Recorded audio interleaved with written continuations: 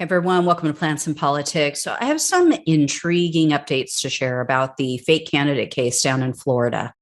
If you're new to Plants and Politics, here's a quick summary of what this is all about. Former Republican State Senator Frank Artiles was arrested in early 2021. That was after it was discovered that he paid a man named Alex Rodriguez to run for Congress and pretend to be a progressive Democrat. So Rodriguez was referred to as a ghost candidate. That's what this is called. Someone who pretends to run for office, but basically they do no campaigning or anything like that. And their only purpose is to siphon votes away from other candidates. The thing is that being a ghost candidate isn't actually illegal, which is crazy. It's the fact that he was paid to run a fake campaign that both of these men got in trouble because it was a violation of campaign finance laws. But as longtime viewers know, this case has taken a lot of unexpected turns, and it potentially exposed a huge labyrinth of various entities and individuals who have run this same scheme in other districts in Florida and possibly even in other parts of the country. And the names of several corporations and nonprofits keep coming up in reports. So one is FPL. This is Florida Power and Light. That is the largest electrical company in the entire country. Their company holds basically what's known as a regulated monopoly in the state of Florida. And that means that they're the only available source for electricity for their more than 11 million customers. It also means that the state Senate is responsible for appointing officials to the Florida Public Service Commission. That's the group that's tasked with overseeing their fees and activities to supposedly protect the public's interests. So, because of course, since they're the only game in town, you have to have somebody looking over their shoulder to make sure that they're not gouging the American people, the Florida residents, right? So this is why FPL donates massive amounts of cash to dark money political organizations. FPL is committed to, number one, of course, preventing the use of solar and wind power, for obvious reasons.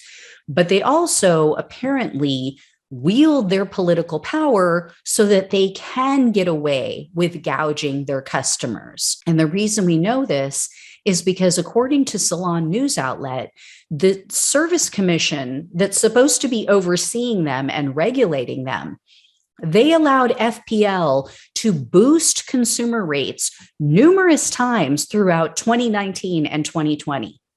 And then they approved plans for FPL to collect $810 million from Florida consumers to cover the company's increasing costs of natural gas. So 2020, especially during the height of the pandemic, as people are losing their jobs left and right, this so-called public advocacy commission allowed FPL to increase costs for consumers on top of everything else that they were going through. And the Daily Herald says that FPL plans to increase electrical costs by approximately 20% over the next 4 years. So they've already been raising prices. They're going to raise it another 20% over the coming 4 years amidst all of this inflation that we've got going on, an ongoing pandemic.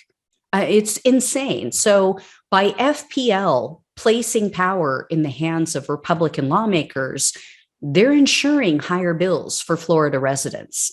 And now it appears that FPL had a hand in this ghost candidate scheme. The Orlando Sentinel was just able to obtain records showing that just days prior to moving money around to cover the costs of the fake candidate campaigns, the dark money nonprofit group called Grow United, they billed FPL for over $3 million. Why is a dark money group billing a public utility company over $3 million? And one document that was reviewed by the Sentinel and shared in their news report, they actually had a screenshot of it. It was an invoice for $1,250,000. In the Bill 2 section of that document, it showed that it was being billed to Florida Power and Light, Julie Holmes, and then it included their address in Juno Beach, Florida. And the description section read, quote, Initiative Consulting and Research. Now, Grow United, as you guys may remember, because I just did a story about this the other day, they gave $550,000 to two Florida political action committees, one called The Truth and the other one was called Our Florida. Those two PACs, which were run by Republican strategist Alex Alvarado, used the money to fund the mailers that were sent out for Rodriguez's fake campaign, as well as the campaigns of two other seemingly fake candidates. But here's the really big news. According to internal records obtained by the Orlando Sentinel, Grow United billed FPL, billed the Florida Power and Light Company, for their Secretary of State filing fee.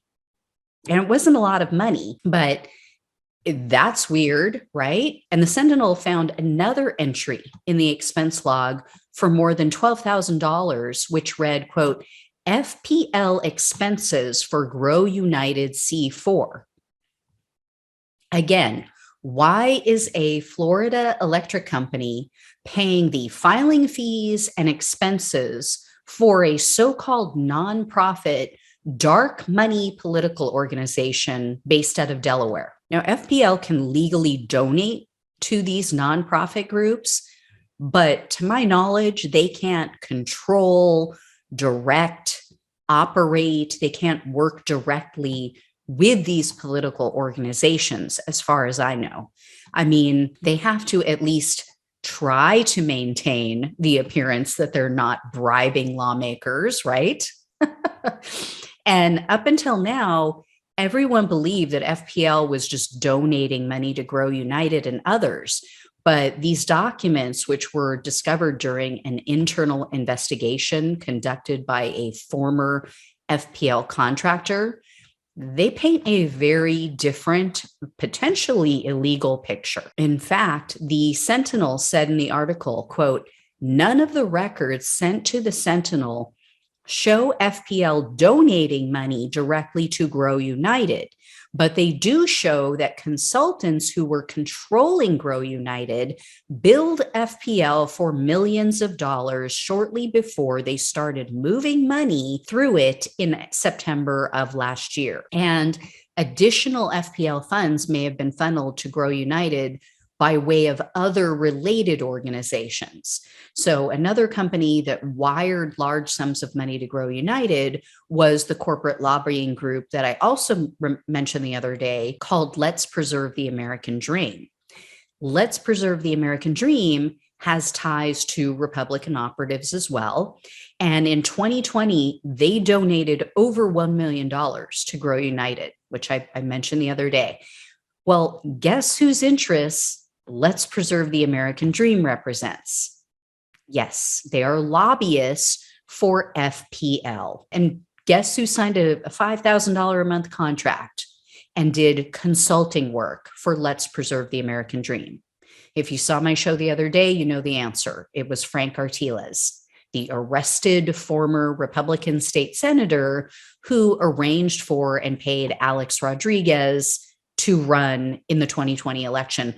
Oh, and he's also tied to the other candidate, Celso Alfonso. Now, there's no indication, there's no evidence showing that he paid Celso Alfonso, but they did know each other and he talked with him and he helped to facilitate all of his paperwork and his candidacy. And check this out. Just 5 days before Let's Preserve the American Dream wired $600,000 to Grow United, the executive director of Let's Preserve the American Dream texted polling data for all three of these questionable candidates to two FPL lobbyists. One of the men who established Grow United, Jeff Pitts, and an employee for the then consulting group for FPL, a woman named Abby McIver. And the group text chain made very clear which candidates they were backing. They absolutely wanted Republicans to win. Another thing that's clear from these internal documents is that they've been running this same kind of play for years. So, for example, the Sentinel obtained a ledger for another dark money group called Mothers for Moderation. That ledger showed that in 2018, FPL donated more than $14 million to that so-called mothers organization. That accounted for almost all of the money that they raised in the entire year. And then Mothers for Moderation used those funds to pay for advertisements to attack the Democrat in the race for State Senate District number 8.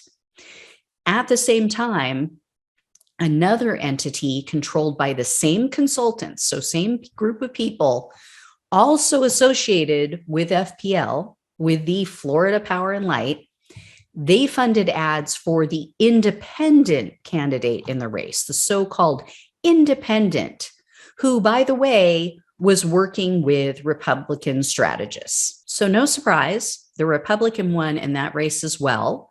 They won by over 2,200 votes, and the so-called independent candidate siphoned off more than 4,300 votes. So Democratic lawmakers are now calling for an audit of FPL's expenditures.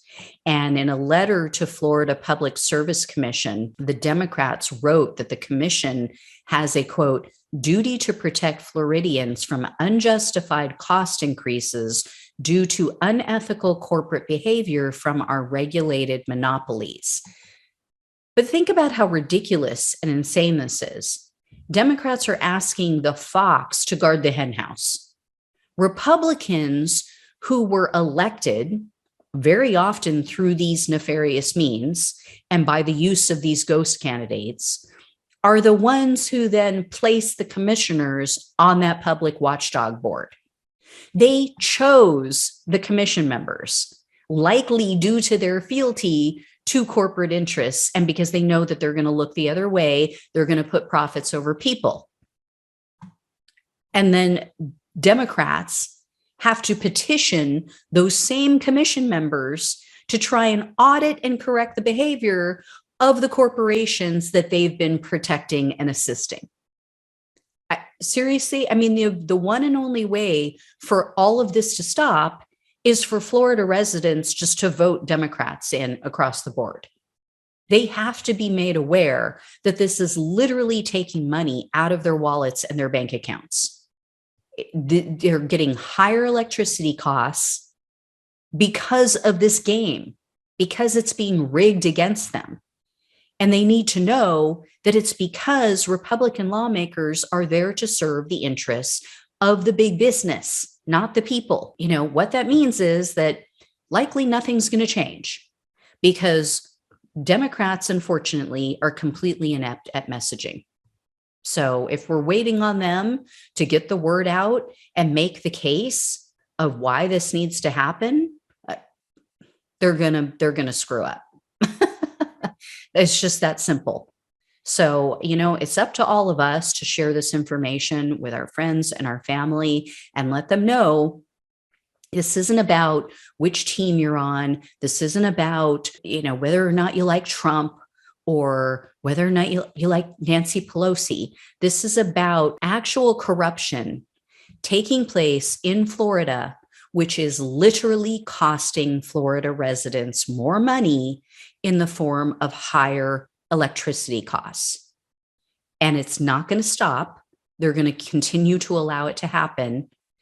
And they're going to continue to allow consumers to get gouged by these companies because this is what it's all about, you guys. It's not about just power for power, not just about, you know, gaining power for power's sake. It's about whose palm is going to get greased after the fact. And once these people get in power, then who do you think Florida Power and Light is going to get behind?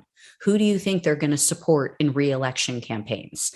Whose coffers do you think they're going to fill? And it gets harder and harder to get them out of those positions. So this needs to be shared immediately. People need to know about it right away.